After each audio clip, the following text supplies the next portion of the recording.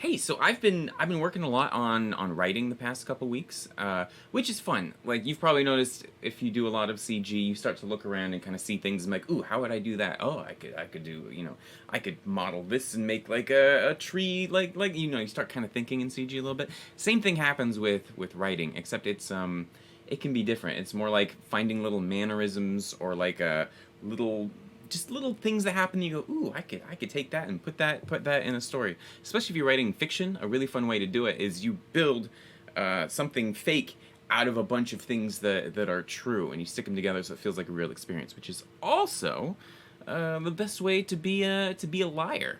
If you're gonna tell lies, build them out of a bunch of things that actually happened. That took me a while to figure out, not in terms of lying, but in terms of being able to identify some people who were lying. So one of the quintessential places where you're sitting around is at a traffic light. And so I was sitting there and I was like, all right, what would the easiest way be to synchronize all of these different lights and build like a fully functional little intersection that then maybe I could combine with a traffic sim or something like that.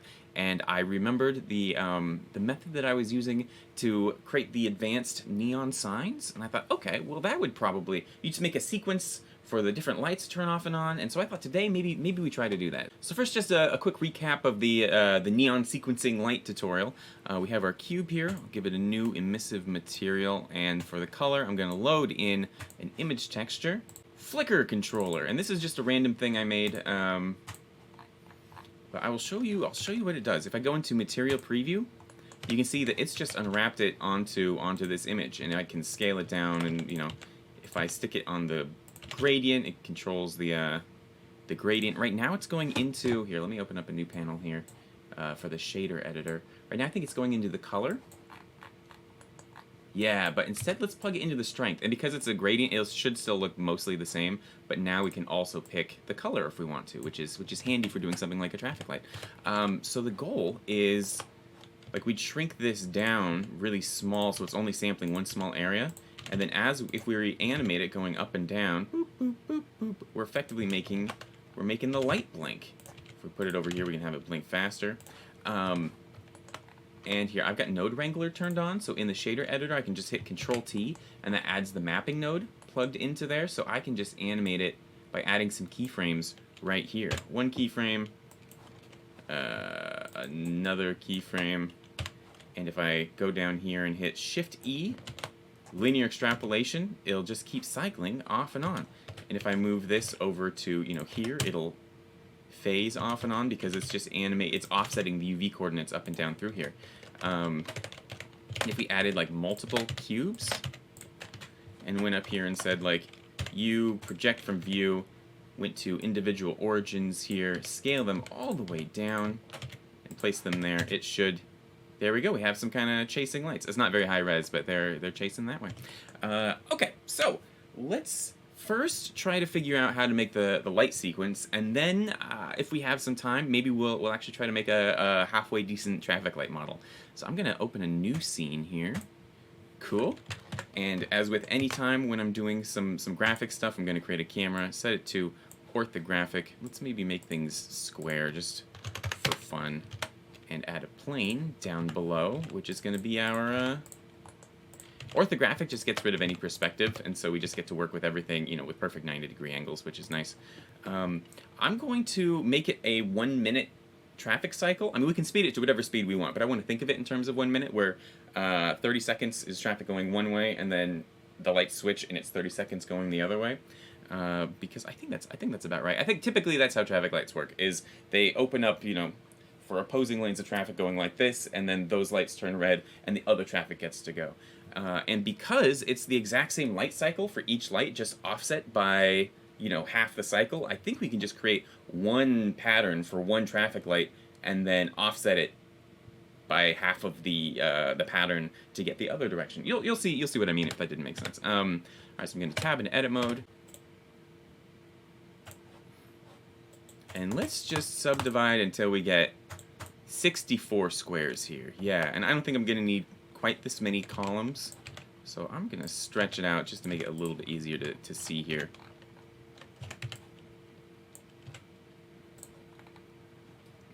Okay, so the idea is, as it scrolls up, every square here is going to be a second, and every column is going to be a different light. So I'm going to create a new material here. This will just be the background. Black. I'm going to set it to emissive, even though it's black, just because I don't want any shading or specular highlights or anything, and emissive is a good way to do that. And so now I'm going to turn on statistics so I can see how many squares I'm holding. And, alright, let's go for the green light. Let's have it go for like 27, 28 seconds like this, and we'll make a new material. It's called green. Emissive, set it to green, and assign to the selected vertices. So there we go. That'll be green. And effectively, what I'm doing is, imagine you have just a timeline of which lights are on, you know, and you have like green, yellow, red. It'll go through and it'll be like, you know, the green light's on, then the yellow light is on for just a couple seconds, and then it's the red light for the rest of the time, and it'll just play through this. But there's also like a traffic or a crosswalk signals, which tell you when you can and can't cross. And so, let's see, crosswalk on and crosswalk, off. And so when this is green, also the corresponding crosswalk signals let you go. And so that will also turn on. But because it takes people longer to walk across the road than to drive through it with a car, before this light stops being green, it starts blinking the don't walk sign, just to let you know that it's coming to an end. And then once the light actually changes, you know, it's full red. At least that's what it does around here in the States. I'm not entirely sure how. I think it seems to be mostly the same internationally from what I've seen, but I'm sure it's not the same anywhere. So this is effectively what I'm trying to translate just onto here, just rotated, you know, 90 degrees. So, all right, let's do, I'm going to add the other colors really quick first, just the exact same way. Emissive, set to yellow, yada yada. Cool, okay. And now I can go through and add the yellow. And the rest of this will just be the red. If I select one and then control-click up here, it'll span the entire distance. Although, because of the way you file select in a file browser, I always hit Shift instead of Control, so we'll probably see me do that a lot. So okay, that's the traffic signal. As soon as it turns green, the crosswalk turns on down here, but maybe like a bit of the way through, it'll start to blink. Don't cross instead. So I'll select these alternating squares. Here, we'll zoom in. Assign that to crosswalk off. And then off. Oh, I got that. All right, well, it'll just start with a more solid one. So in my test example, I actually made a protected left turn, which is where all the lights are off except for people crossing against the opposing lane because they're trying to go take a left. And it works great. You can use all of these same methods, but it just got a little bit confusing, I think, for a tutorial, because you have to, basically it's a sub-traffic light within a larger traffic light, and so it just got a little bit funky. So I'm just going to leave it nice and simple like this. So all right, I like this. This looks like some funky art. In fact, I might even stretch it out a little bit more just to give me a little bit more room to work with. That said, I'm not going to keep these colors. These colors are just for reference. I'm going to be using these to power the strength of the emission material, and so black is off and white is as a value of 1. White is on, and these are all different intensities, and so all the lights would be at different colors. Although it is possible I could use this to also feed the color of the emission materials, and then I would be getting 2 for 1, except I don't know. I don't need to do that. I could just make the emissive color, you know, whatever the color is. So let's go through here, make all these white. Saturation down. Alright, and hit F12, it renders it. Alt S to save it. Here, this is my one with my protected left turn here, but I'm gonna make this one no protection. 2017. Alright, now let's just jump back into our original scene file here. I'm gonna delete this, and let's start setting all of our stuff up. I'm just gonna make a blocked in traffic light first here. So yeah, here'll be the background, you know, the mounting plate. We'll just call this, you know, random green. It'll be a dark green. In fact, I'm going to create all my materials right now. So this will be red light, and I'll just make it an emissive material that's red, and the same for all the other colors.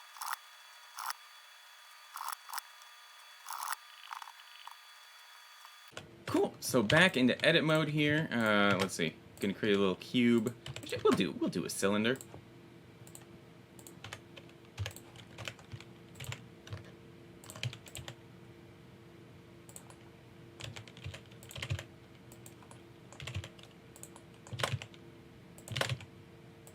Select these, red, yellow, green, and the little crosswalk box.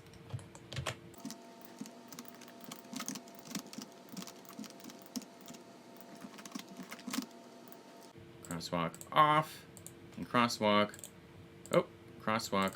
on. My scroll wheel is all messed up again. Look at this. I'm trying to zoom in and out, and it just keeps... All right, there we go. Cool. All right, so now we just have to... actually, here, let's double this up because there's going to be 2 lanes of traffic. Let's just line this up on our new controller. So one thing I don't want to have to do is animate the offset of the UV coordinates for every single one of these lights. So I'm just going to make a single standalone kind of node group that I can bring over into all of the other ones so they all match, and I can just update one value and it'll propagate automatically through all the other materials. So let's start with the red light here. Where are we in the shader editor? Because I have Node Wrangler turned on, it's an add-on included in Blender. You just have to activate it in the preferences. Control T lets me bring up all of this other stuff, and I'm going to load in my my image. No protection. And if we load it in down here, we can see I'm going to tab in edit mode, and right now this is where everything is laid out. That's kind of silly. I'm going to select all of the random green stuff and hide it, which means I can just select everything here and hit U, project from view, and I can line everything up where I want it to be. So I'm going to line up the red lights in the red channel. Doesn't really matter where they are at this point. The yellow lights in the yellow channel. The green lights in the green. This is the crosswalk on. And this is the crosswalk off. Alright, so now I'm going to go into individual origins here so I can shrink them all down to like 1 pixel. I'm just going to type in 0. And it might be hard to see what I'm doing now, but I'm going to go to median. And I'm going to hit SY 0 to scale it to 0 on the y-axis too. So now all of them are perfectly in line as they go through. So I'm going to line them up right down here at the base. Yeah. Cool. And let's see. Alright, and I'm going to go back into the red light, and I'm going to plug this into strength, and I'm going to make this a group that I can plug into any emissive material I want, and it will automatically drag it through this this map right here. So I'm going to, with these selected, I'm going to hit Control G, and so now we're in a subgroup. I can tab in and out of it, but all of those nodes are now collected here. In fact, let's name it. We'll call this the Light Animator, yes. But now we have to make it actually do something. Over the course of a minute, I want this to go from 0 all the way up through the image texture to 1, which means it'll do a full loop. So how many frames is that? Let's just use a random a random input. 24 frames per second times 60 means we want that many frames total. And so on frame 0, we have... I'm going to hover over here and hit I to add a keyframe. You can see it appears down there. And then on frame 1440, I just want to change this to 1 and add another keyframe. So now it cycles through. And if I hover over here and hit Shift E, it'll linear extrapolation. It'll just keep cycling through that forever and ever. Basically what it does is it just keeps dragging. This image actually repeats in the gray, and so it just keeps dragging it up through it over and over and over repeated. So if I scrub through here, you can see the light just keeps turning off and on and off and on. And since we already arranged all of these things on their on the UV map, all we have to do is go into each of their textures and hit Shift A. Find that group we made, the light animator, yes, plug it into the strength.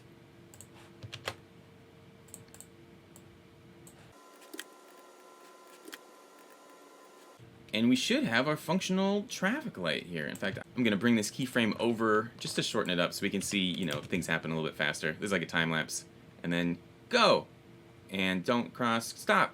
Yeah, this works. This works really good. So this and the other lane would be more or less like this, doing the exact same thing so cars can go through.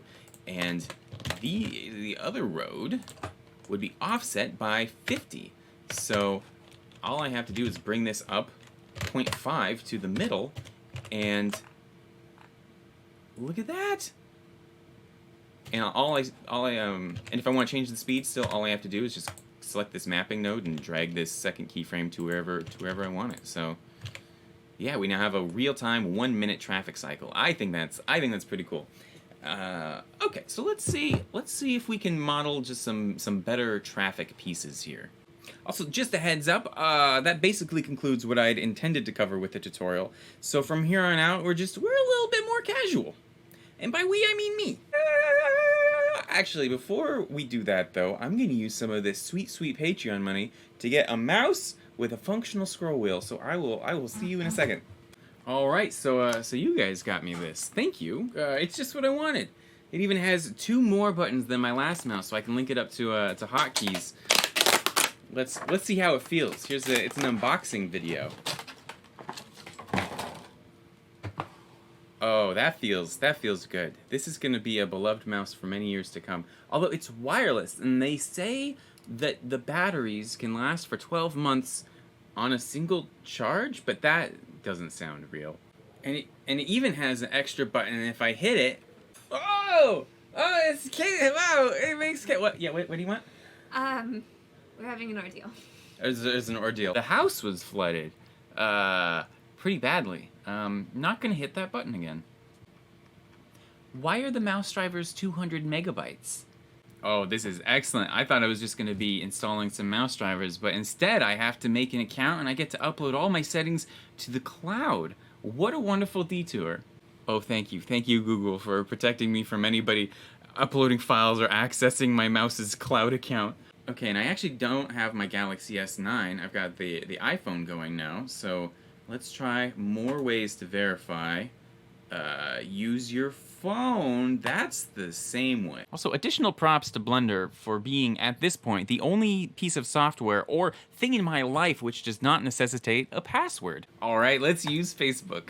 Yep. Yep. Log into your Facebook account. Do I know you? Do I trust you? You're just a gray box. Not now. Create new account.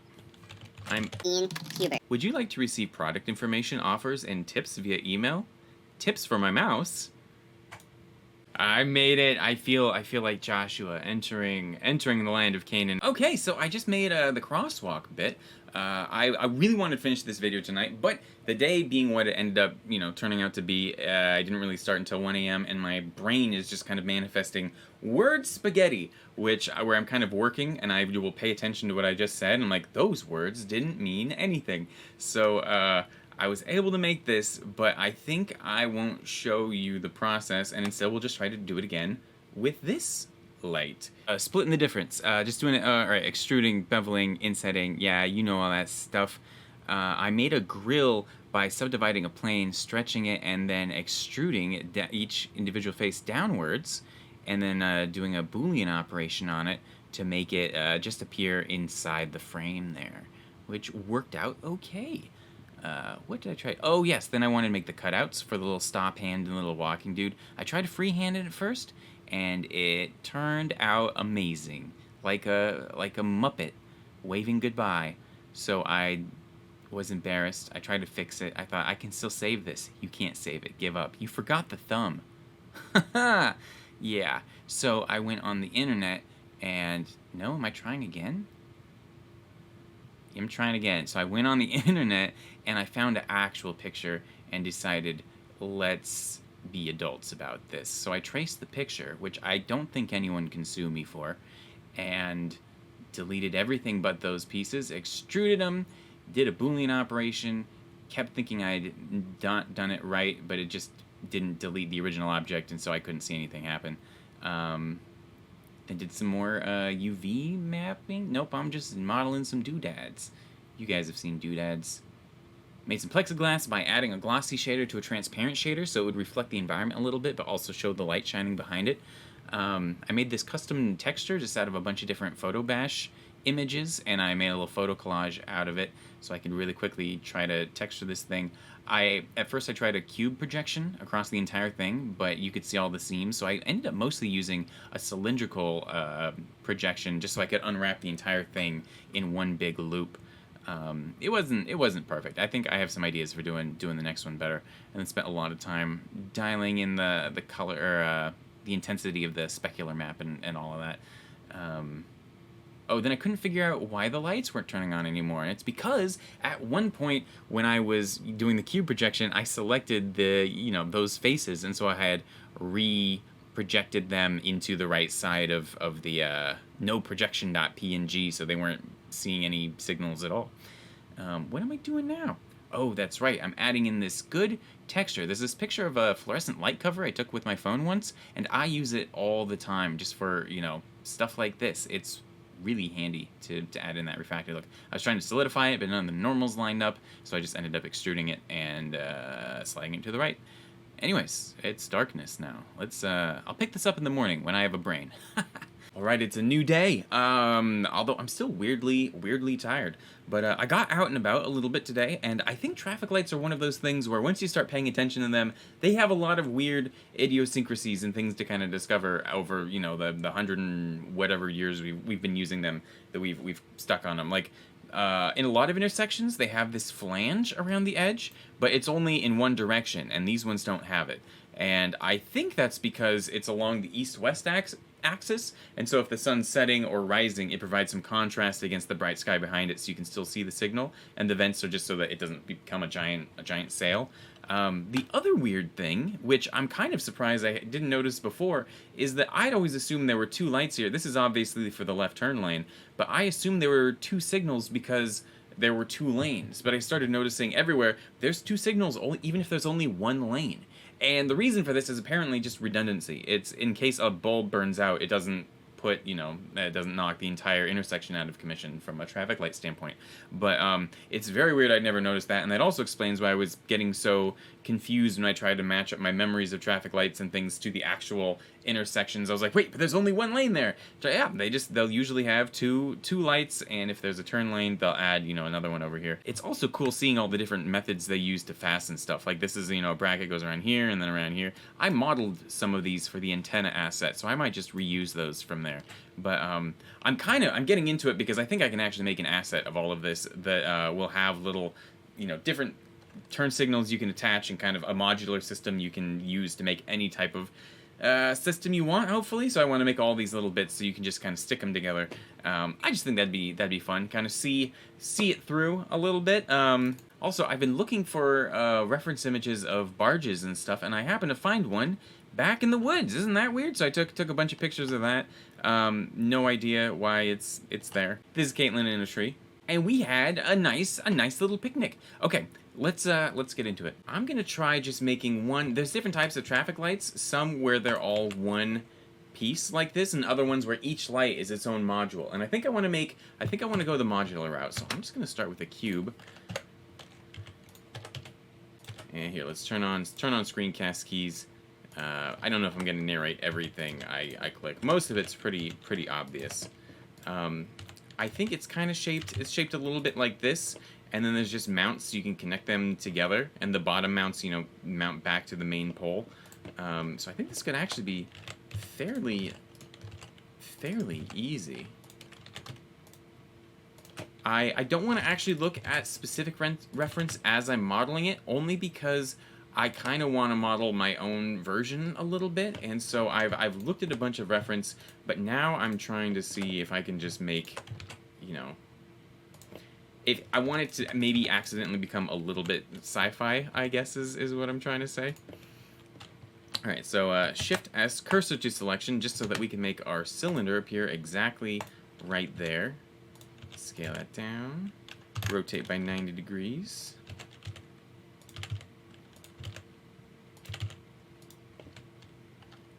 Cool. A lot of times I'll just I'll inset and extrude just to imply there's a seam or hinge or something like that, and I don't even always know exactly what that bit would be for. Like I know these parts usually have a hinge, so you can take it off and replace the bulb really easily, and there's probably another hinge somewhere around here, and it'll never look weird if you add a hinge somewhere. Well, maybe that's not a total global truism, but it will rarely look weird. Okay. Cool. In fact, I might just delete that face. Yeah. Okay, so I'm going to alt-click on this to select this edge, Control-I to invert, and hide everything so that I can try to, let's see, if I want to make this weird kind of lip that sticks out. It usually overhangs, and I think maybe that, I don't actually know why that is. It's to protect from the sun, perhaps, but if I turn on proportional editing here and scroll up to increase the scale, I think... Alright! And the reason I hid everything else is so that the proportional editing wouldn't affect it. So now if I go back, yeah, that looks like a streetlight. All right. I do kind of want to see. Let's see if I want to make this hollow just kind of because. So I'm going to extrude, scale it. Oh, turn off proportional editing. Scale it down, and if I right-click subdivide to give it a few more points here and hit Control Shift S to spherize it, I think I can kind of. Here, let's right-click subdivide one more time and Control Shift S. There we go. Now we've made a circle that I can extrude back into there. We'll expand the selection and kind of, yeah, just because I think I want to put the light in here somehow. Okay, so I'm going to alt-click on one of these just to grab a ring that's already about the right size. Shift D, F to fill it and bring it back here. And to make a lens, let's see. Well, actually, first let's create the light. This will be the part we give the texture to, the light to. And right in front of that, in fact, here, wait, let's slide that in there. Right in front of that, this will be the lens. And yeah, I might add some more kind of doodads around there, but I think this will work for now. And I'm going to inset a few times here and set this to sphere, turn on proportional editing, and ideally I can just, here, let's make it connected only. I can just pull this out and... That's a nice lens. Yeah, that'll work great. Here, let's create our little hinge really quick. Turn off proportional editing. Like let's put the hinge right here. And I'm not even gonna make anything that works technically. I just want to make like a doodad that would read as a hinge if somebody wasn't looking too closely. And here we'll add let's add a little like catch so that it wouldn't like break if you snapped it open. Yeah.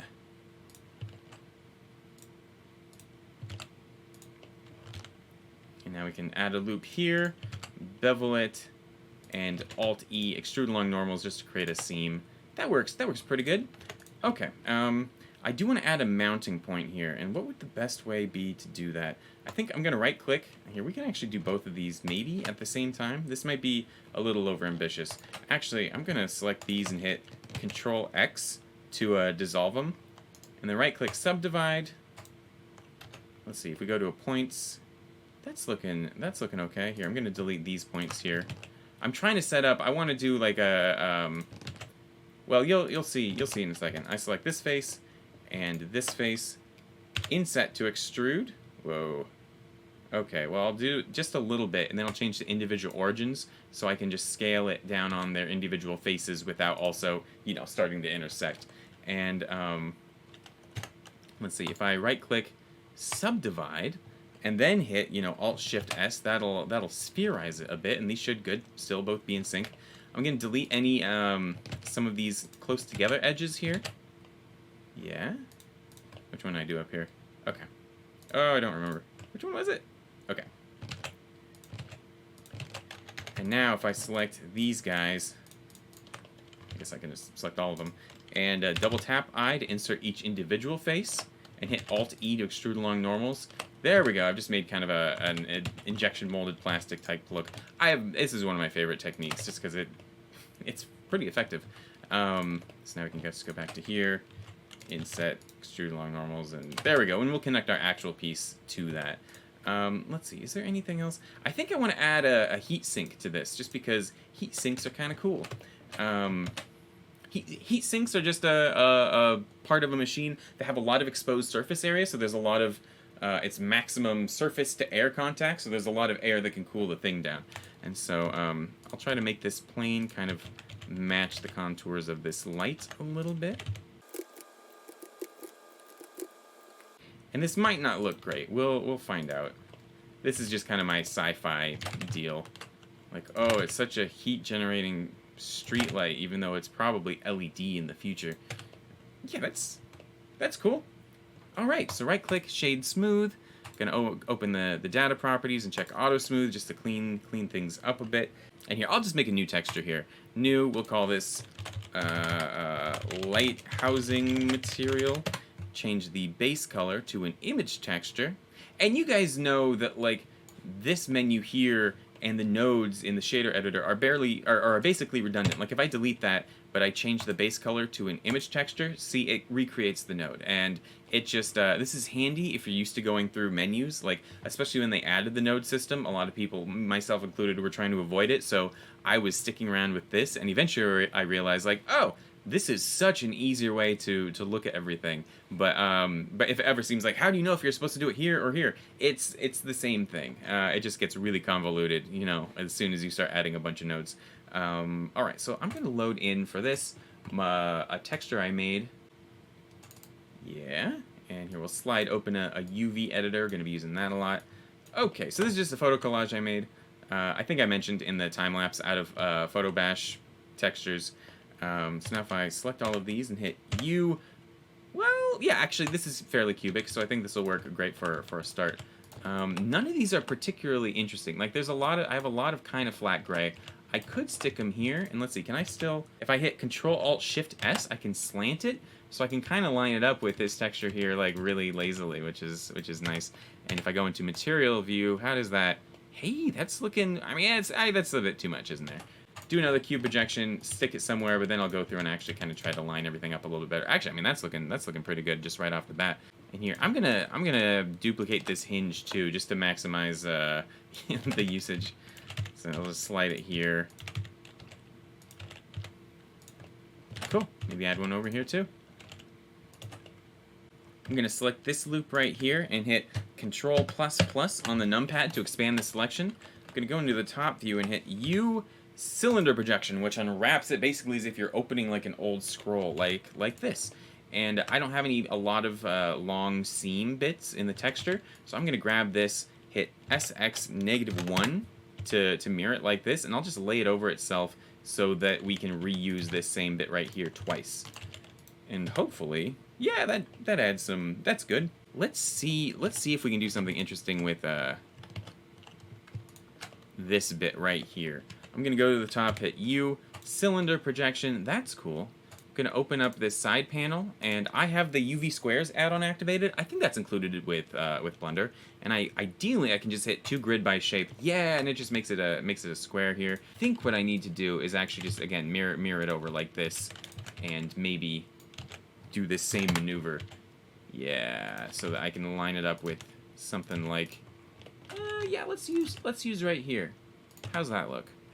Ooh, that looks pretty good. The one downside to this is that if I copy and paste this light a lot, this texture is a little bit distinctive, and you might start to kind of notice it repeating. But I might just cross that bridge when I come to it. If I add enough variation, that probably won't matter too much.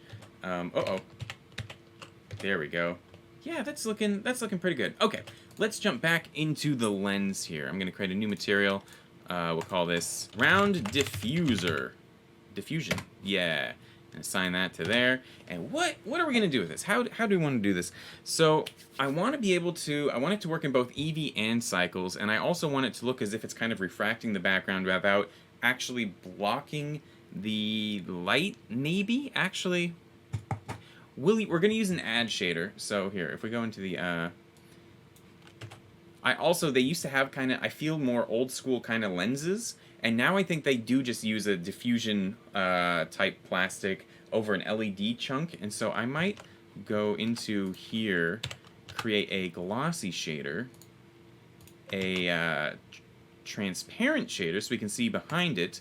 And I'll mix them together using an add shader. Normally you don't want to use an add shader because it violates physics. Basically what it said, if you add like a glossy shader and a diffuse shader, using an add shader, it adds the values of if it were totally diffuse and totally glossy, which means one beam of light hits it, but it treats it as if two did. You know what I'm saying? But if it's actually a light source, that doesn't matter. So I'll do this, which should let us see lights behind it.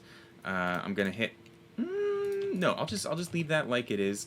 I'm gonna mix this with a diffuse shader, which will be a little bit darker.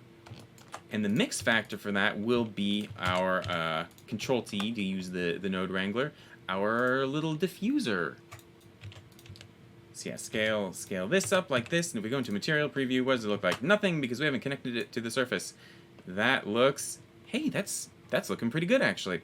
I might also plug this into the normal of the glossy just to break up that reflection a little bit, although I'll have to add a bump map in between.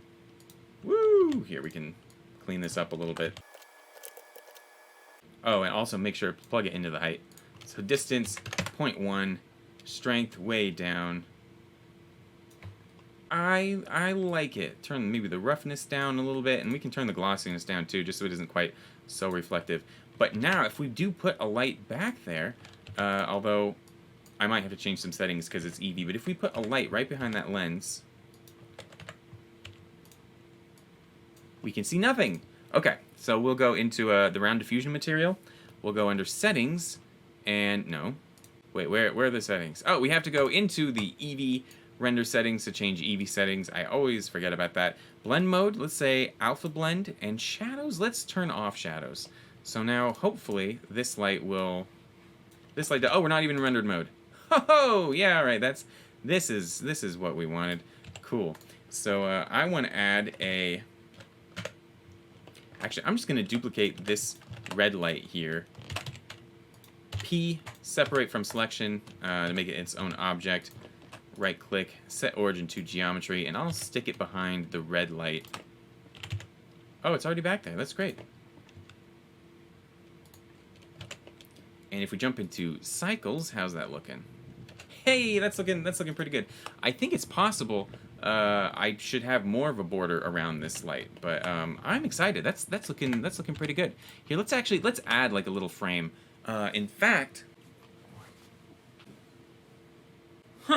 well, I actually have lots of weird old lights and stuff, and some of them have really interesting mounting methods. Ah, well, so we'll just make something up. So, tab and edit mode, I'm just gonna grab, yeah, one of these loops that seems fairly normal. There we go. Scale it down. I'll just start extruding and scaling in various directions. And here, I'm gonna select this loop here. And I'll just delete all of the middle stuff, extrude it out a little bit. We're just going to make it look like there's some sort of pinch handle or something. Cool. And maybe here we'll select this loop, inset it just to... no, that's too much detail. Right click, shade smooth. How's that look? I haven't textured it, but I think that's... Yeah, that's interesting. I dig that. One thing I do want to do is dial in the material here so that it's actually a little bit shiny. Oh yeah, this is very basic. Here, we'll drag the same image texture into the roughness, and you can already see it's doing some wacky stuff. If I Control-Shift-Click on this, we get an emissive version where it ignores all the lighting. So I can dial in what's going into the roughness here. Converter, color ramp, Control-Shift-Click on that to update the preview, so I can make it a little darker. Hey, okay, so I want it brighter. White means it's perfectly rough. Black means it's perfectly glossy. Yeah, and here I might actually make it not quite. Perfectly glossy means very glossy, so this might actually still be really, really shiny. Although I think, oh yeah, that's still very shiny. All right, and the final thing I'm gonna do is drag this into the normal map here, going through a bump node. Plugged into the height, turn the distance down to like 0.1, and the strength down to like maybe 0.12. It only takes a little bit of bump to go a long ways. Actually, let's see. This JPEG isn't very high res, and so we're kind of pushing up against. We're getting some wacky artifacts. What if I invert it? I'll keep it very low. This wasn't really a good idea, but I'm gonna stick with it. If we wanted to, actually, here I'm gonna duplicate. What do I want to do here? I'm going to duplicate this, load in a different texture. Let's use this one right here because it's nice and random and grody. I'm gonna plug that into the roughness here, And if I hit Control T, it'll bring up these additional mapping nodes. And I'm just going to scale all of these to 3. There we go. That's nice and dense. If I check back into here, ideally, if we catch a nice light glint, here, let's expand this a little bit more. There we go. The specular map is even higher res than the texture, so it gives the illusion of there being additional texture data, even though the actual texture isn't all that high res. So I think this will work okay. That's right. I'm gonna tab into edit mode, select everything, and just duplicate it like this, bringing them down. Gonna select everything that has the light housing material and hide it. Cool. Yeah, let's solo into the lights here. Gonna make this one, it goes red, yellow, green. Assign that, which means we just have to, I think for the last time, because I copied all of it from the red light, they should all still be in the red light no protection zone. Yeah. So I'll select the yellow. Whoa. Bring it over into the yellow area, and the green over into the green area right here. And now this should work the same as all of the other lights. I like it. One thing I did do here, if we jump into the shader editor, under in the light animator node, I put in a multiply just to multiply the value of the light. This was the original, which is kind of dim. So if I make it really bright, this is fairly bright. I might dial in some of these lights a little more. Like I want this to be kind of an orange like this. Yeah, and the red. The red's actually pretty good. The green, I think I want to make like a little bit more teal or so. Yeah, that's looking pretty good. And now I think I'm actually confident enough to delete these other guys. Cool. So I'm gonna add some additional doodads, and then I might touch base. We'll see what happens. I ended up shrinking down the light object inside a little bit, and I like it. Now it kind of looks even more like a sci-fi lens type thing. However, I have this kind of wacky idea. I'm gonna duplicate. Actually, here, let's. I'm gonna duplicate this entire light so that I can't accidentally mess up, anything I actually want. Okay, I'll go into Eevee here, and I'm going to select this face and inset it to get like maybe, yeah, five different rings here. And if I go into the UV editor, no protection. Right now it's just one dot right here. I'm going to select the middle one. It's right there. I'm going to alt-click on this outer ring right here. You can't tell because it's yellow and yellow, but I've just selected this ring. I'm going to move it down a little bit. I'm going to select this one. Move that down even more. Select this one. Oh. Down even more, and select this one, and bring it down the most. Now if I select all of them, we should see these. Oh, okay, here, let's, and I'll have to check the speed a little bit, but ideally it should kind of have like an iris opening effect. Ooh, was that too close? Oh yeah, we're zoomed way in here. I'll separate them like this. Do an iris. Oh, that's kind of cool. 1, 2. And it should turn off the same way too. And the reason that works is just because each ring, we're offsetting each ring so it encounters the signal just a little bit, 1 frame sooner. This might not make sense for an asset, but I think I kind of like it. I think it needs to be a little faster. Here, I'm going to shrink them just a little more so it goes shink. Yeah, that's cool. And now turn off. Okay. Maybe even slightly slower. I might keep that in there.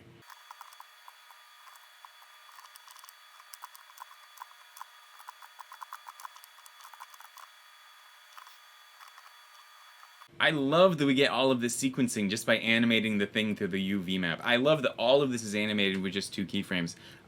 I kind of actually dig this because, especially with the way buses sometimes have LED grid, turn signals, and trucks now have like little chasing lights. This doesn't seem too far off from a next generation of traffic light. The reason they actually, like school buses now have tail lights that expand outwards, and it's because it's supposed to trick your brain into making you think it's jumping out at you, and it's proven that people react slightly faster to that, and so they could just be implementing that same discovery in this light right here. And again, if you don't like it, you just select everything, grab these, and hit SY0, and that makes them all happen at the exact same time.